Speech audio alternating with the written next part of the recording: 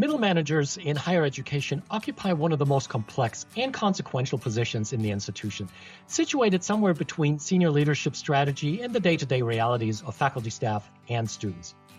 In today's environment of constrained resources, heightened accountability, and rapid institutional change, effective coaching can be a critical lever for helping middle managers build clarity, resilience, political acumen, and adaptive leadership capacity. In this episode, we will explore what makes coaching middle managers in colleges and universities uniquely challenging and uniquely impactful for professional coaches working in higher education. Hello, I'm Tim Jansa, a leadership and organizational development coach, and your host for Coaching in Higher Education, the go-to podcast for coaching professionals and those interested in coaching at colleges and universities.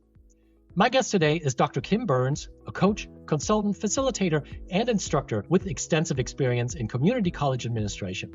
She's also the author of a chapter titled Thriving in the Middle, How Coaching Can Empower Higher Ed Administrators, which is part of the recently published edited volume, Transformative Coaching for Faculty and Staff in Higher Education, which we discussed in episode 1 of this season. So welcome to the podcast, Kim, and thank you for taking time for sharing your insights with us today. Oh, thanks for having me, Tim. It's great to be here. As I may have mentioned to you when we met, your chapter was the first one I went to when I received my copy of the book. For some reason, I've always felt that there is a lot of work still to be done for those who sit where the proverbial rubber meets the road. So for those in the audience who may not know, who would you say is part of this middle management in higher ed that we're discussing? And how is this particular level of the institution the meat in the sandwich, as you write in your chapter? Well, I'm so honored that my chapter was the first that you went to. So thank you for sharing that.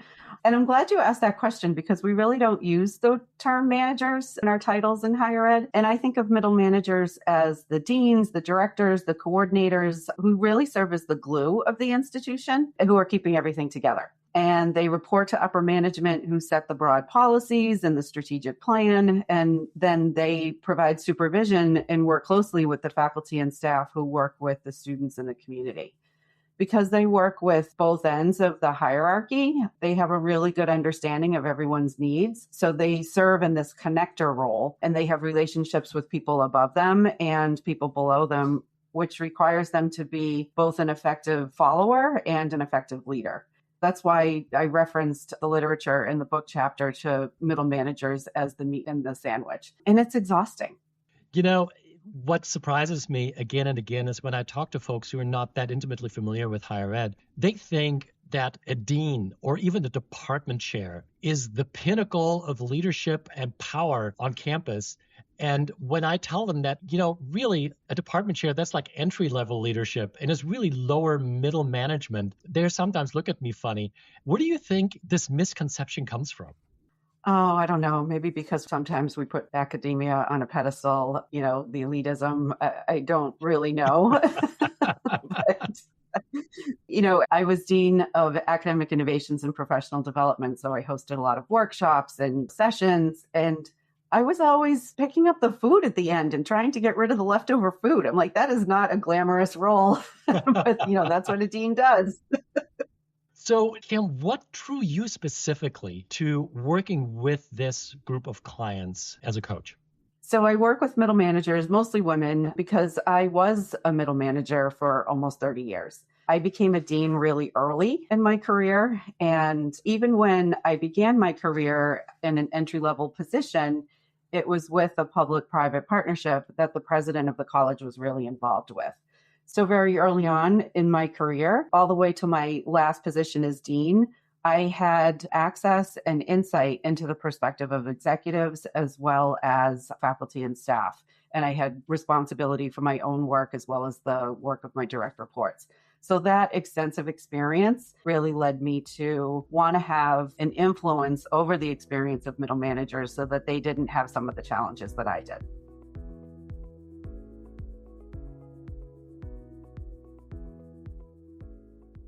You said earlier that middle management is really the glue of the institutions, as you put it, and very much serves a connector role. So they're both leaders and followers. So there's some element of managing up and managing down, or leading up and leading down. And I could see how this is extremely exhausting, as you put it earlier.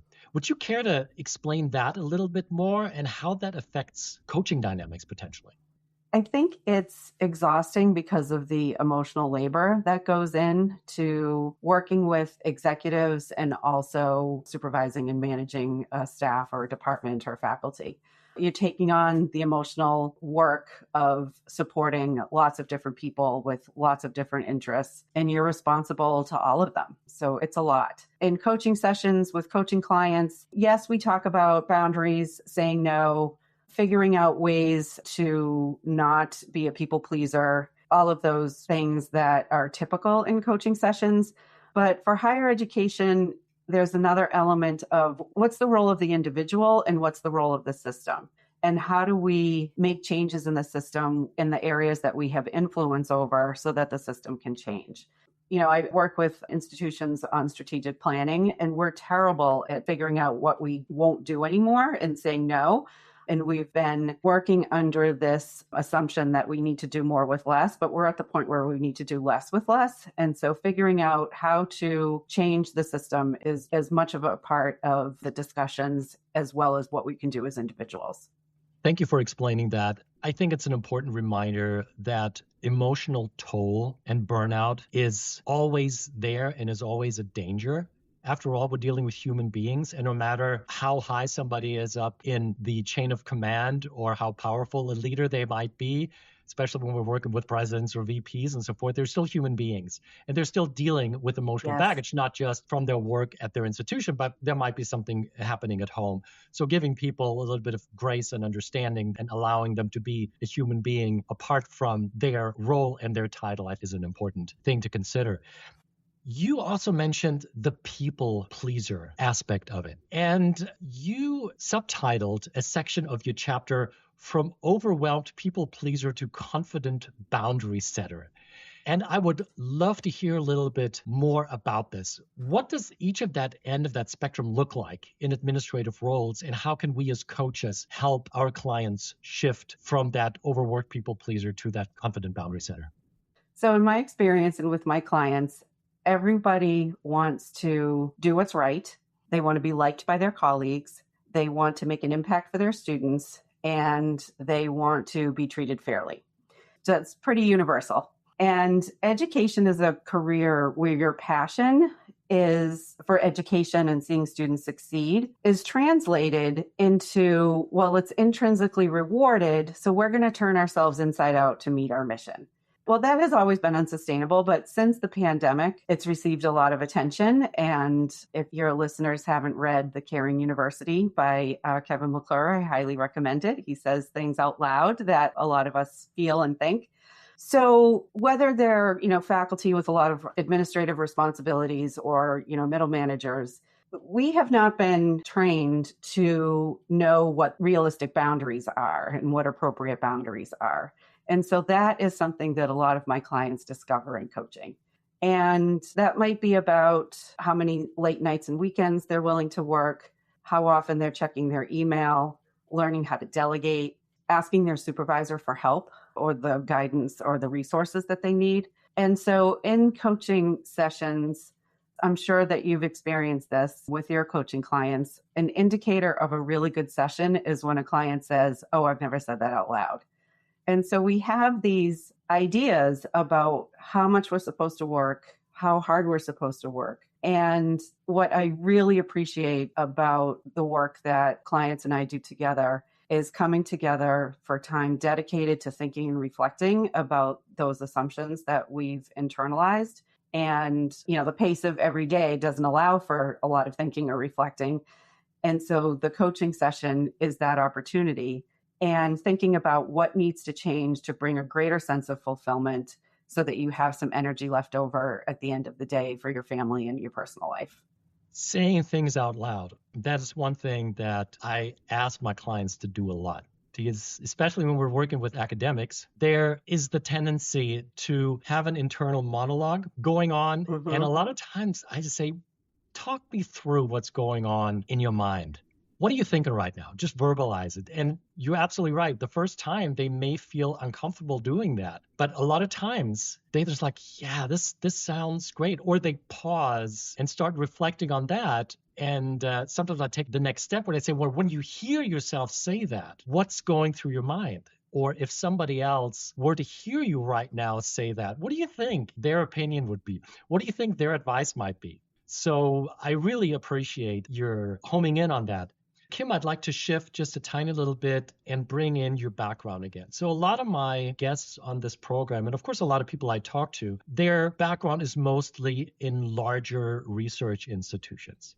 But there is one area of higher education that I think gets not nearly as much attention as it should be, and that is smaller colleges and particular community colleges. So your background is primarily in community colleges. What would you say should external coaches know before stepping into a community college environment, especially around culture and expectations and how coaches function in that environment versus, let's say, a large research institution? A coach going into a community college context who doesn't have experience with community colleges would need to know that community colleges don't have a lot of experience with coaching. It's very common for academic coaches to work with students, especially for different populations such as athletes or students on academic probation. It doesn't seem like many of the academic coaches who work with students are trained like you and I are or ICF certified, but some are becoming ICF certified, so that's really wonderful. So to go into a community college and work with executives or middle managers around coaching, it would be educating what it is, how it's different from leadership development programs and those sorts of things. The culture of community colleges is very practical, very student focused, and very community focused.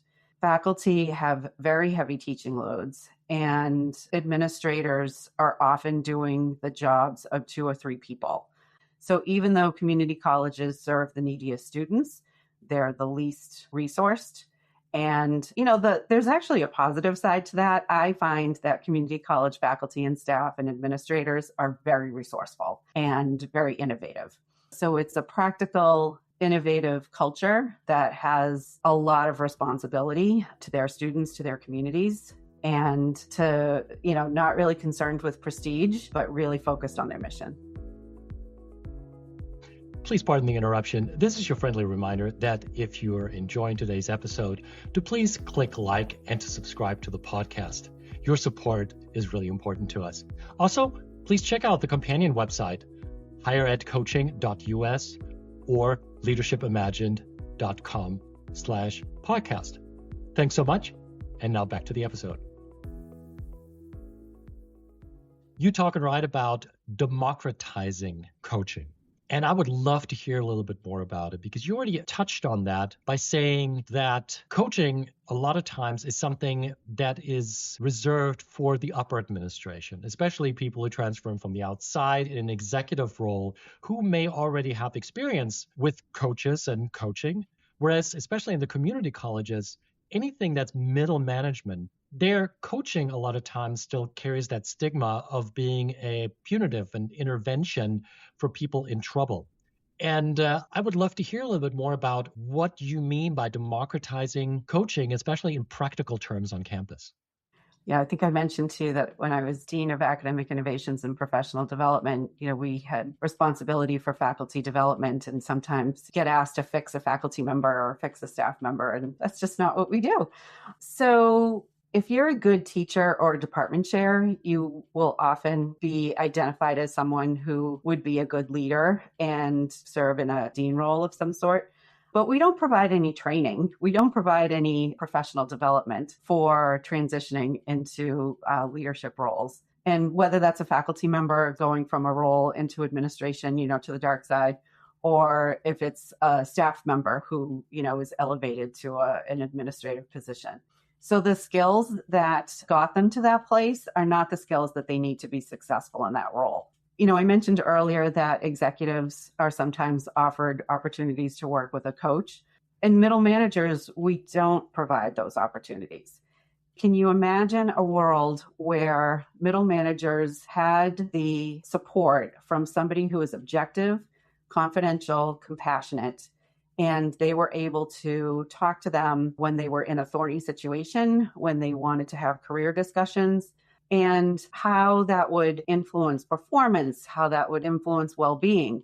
I think we would have better employee retention. I think we would have better employee engagement, and we would have more productive workplaces if we were able to democratize coaching and make it available beyond the executive level. Thank you for that pitch. And thank you for reminding us of the ROI of coaching and the value coaching can bring, especially in the middle management, because retention is a huge issue. And you mentioned career discussions. I'm sure you have also worked with clients who recently moved up either in a chair position, associate dean, or even a dean's position. And then after a year or so, discovered that maybe they're happier being research faculty or teaching faculty. So it's definitely possible to do that. But a lot of them, they just stick with it because they don't want to be seen as failures. So there's a lot of identity and, of course, ego rolled into this as well. So I appreciate that.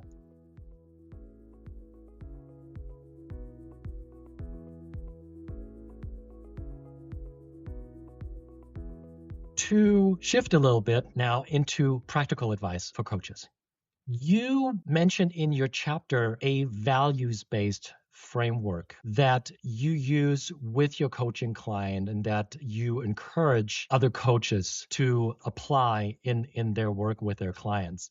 So how does your values framework help middle managers see administration as more aligned with rather than opposed to their core values? How does that work? And how can perhaps these values serve as providing the kind of new North Star when moving into administration or to the dark side, as you put it? So in my group coaching programs for women and in my private coaching sessions, I often encourage clients to reflect on their core values and write them down and have them readily available for them to see and revisit, on occasion. And I also tell my clients that if something is pissing them off, it's most likely rubbing up against a value. And and middle managers who have either completed my programs or worked with me as a coach have told me that having that North Star of their core values just makes it easier to make decisions. I had one middle manager, she was a new dean, tell me that any decision that she makes, someone is going to be unhappy. She has the executives to consider, she has her faculty and staff and students to consider. And knowing that she's going to make a decision where someone will be unhappy, making the decision in alignment with her values takes the emotions out of it and makes the decision easier to make. So that is huge. Like if we could make things easier for middle managers and we could do it through values, how wonderful is that? You asked about having the North Star in terms of aligning values with the institution. When I think about institutional values in my group coaching program, we actually pull up each institution's, strategic plan or about page or whatever on their website and find the values. And they're often espoused values. And then we talk about the actual values that they experience as a part of the culture of the institution. And then they crosswalk that with their own core values. And sometimes there's a misalignment, and that's something that must be wrestled with. Other times there's a lot of overlap, that they're in the right place.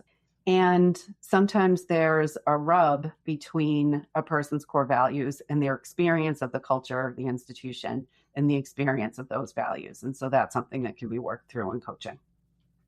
What do you do? Because when values clash, this is so far inside and so deep in the way we as human beings, especially at the workplace, operate and live and feel included or not. If you work with a client who experiences a real misalignment of values, what's a good approach? So it depends on the client. It's exploring what is in their sphere of influence where they can enact their values. And we actually pull up a calendar and pull up project lists and to-do lists and see where their values are showing up in their everyday. And if they're not showing up in their everyday, how can they work in more of that?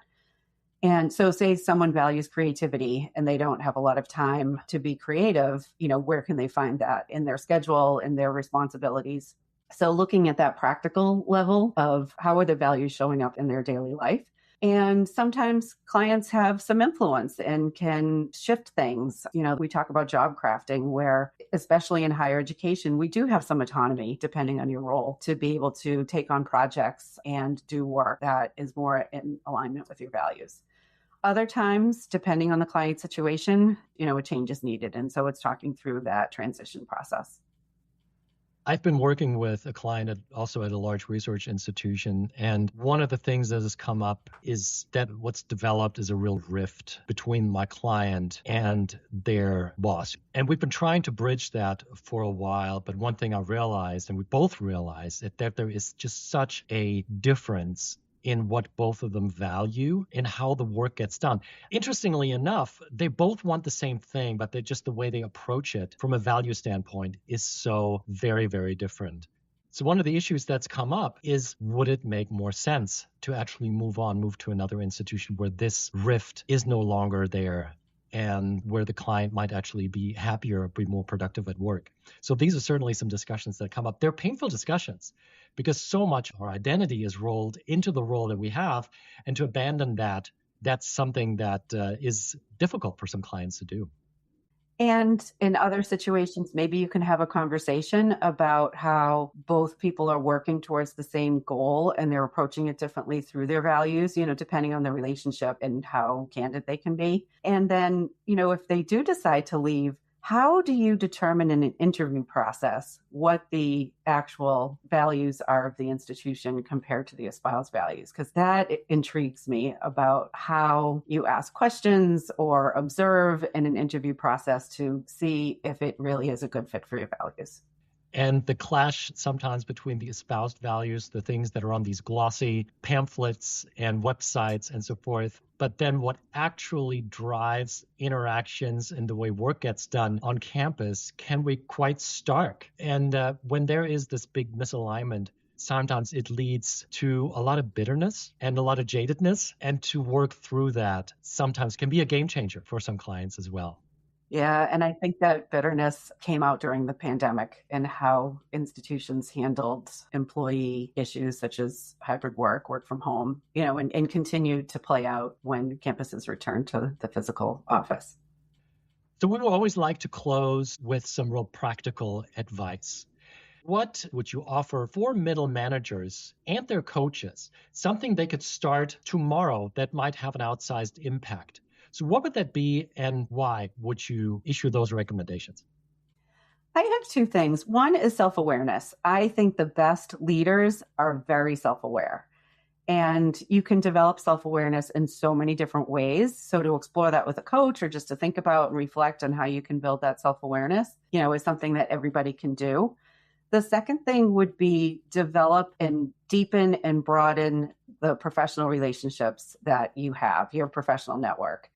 People benefit from having deeper and broader professional relationships. So inviting someone to a Zoom coffee, attending a professional association event, joining a board. There are lots of ways to meet people in your discipline or in your area. And women especially who have a close network of other women actually advance in their career more quickly and have higher salaries.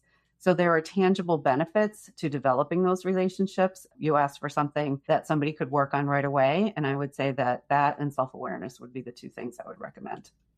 And a word that just popped into my mind while you were speaking is the word vulnerability.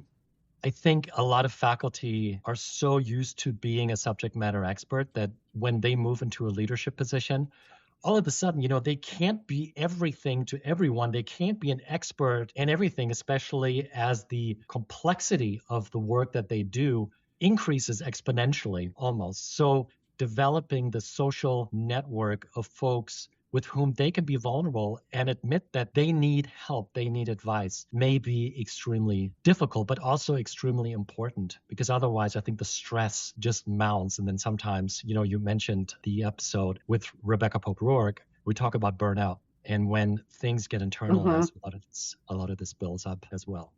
And knowing you're not alone in whatever you're experiencing is really important. That's really helpful. And it can be lonely being a leader and being a manager, no matter what level you're at. So having that support network and that places where you can be vulnerable is really important. Kim, great words to live, lead, and coach by. Thank you so much for your time, for your wisdom, and for your insights. I certainly learned a lot again today, and I really appreciate your time. Tim, this was a lot of fun. Thank you. And to everybody in the audience, thank you for spending a little bit of time with us today. If you found today's episode as enlightening as I have, then please click the like button and subscribe to the podcast. You can also find more information on the topic, on our guest, and the podcast in general at our companion website, which is higheredcoaching.us and leadershipimagined.com/podcast. Thank you so much. And in the meantime, please keep making a difference. One client and one conversation at a time. Take care.